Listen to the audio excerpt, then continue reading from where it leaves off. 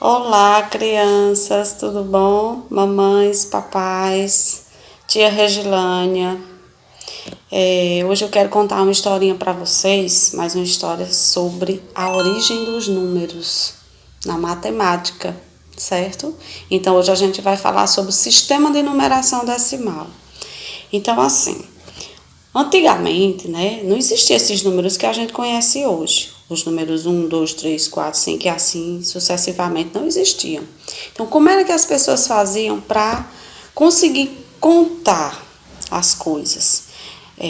Por exemplo, um pastor de ovelhas, se ele tivesse 100 ovelhas, como é que ele fazia para contar? Então, como as pessoas não conheciam o que hoje a gente chama de números, né, ou algarismos, elas faziam o seguinte: quando um pastor soltava suas ovelhas, né, para pastar, cada ovelha que ele soltava uma ovelhinha, aí botava lá uma pedrinha, a outra ovelhinha, outra pedrinha, a outra ovelhinha, outra pedrinha, ou então varetinhas, pedacinhos de pau, mas normalmente eram pedrinhas. E aí essa quantidade de pedrinhas, quando ele juntava aquela quantidade de pedrinhas, equivalia à quantidade de ovelhas que ele tinha soltado para pastar. Quando essas ovelhas voltavam do pasto, né, ele fazia a mesma coisa. Ia botando para dentro do cercadinho, aí ia contando. Uma ovelhinha, outra pedrinha, uma ovelhinha, outra pedrinha. De acordo com as ovelhas que fossem entrando, ele ia contando as pedrinhas. Se faltasse alguma ovelha, ele ia perceber quando sobrasse pedrinhas, né? Aí ele ia saber quantas ovelhas ele tinha, não representando em números, mas na quantidade de pedrinhas que ele tinha. De acordo com as pedrinhas que sobraram, é que ele sabia que as ovelhinhas que ele tinha, alguma tinha faltado, ou duas ou três, enfim. Então era assim. Então, com o tempo, foi se percebendo a necessidade de se criar uma forma mais eficaz de contagem, né? Então foi aí que se criou o sistema decimal. O sistema decimal ele foi criado pelos povos hindus, só que quem espalhou esse sistema para o conhecimento dos outros foram os árabes, porque os árabes eles viajavam muito, né, em busca de comercializar as coisas. Então quem disseminou, quem espalhou o sistema indo-arábico foram os árabes, por isso que hoje é chamado sistema indo-arábicos, certo? E aí os hindus criaram 10 símbolos para representar o sistema de numeração decimal. Os 10 símbolos, que hoje a gente chama de algarismos indo-arábicos, são esses aqui, ó.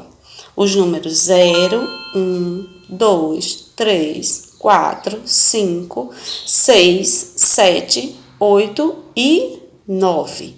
Esses são os números que a gente chama que a gente utiliza como sistema de numeração decimal, chamado algarismo indo-arábicos. Então, mas tia, só existem esses números e aqueles números bem grandes? Só existem esses números, do 0 até o 9. E aí, a partir desses números, desses 10 símbolos, a gente pode formar qualquer número. Por exemplo, se eu pegar aqui o 4, o 5 e o 6, que número eu vou formar? 456, não é isso? Se eu pegar, por exemplo, o 1, o 8 e o 9, eu já vou formar outro número, o que representa outra quantidade, né? 189. Vamos pegar um número maior.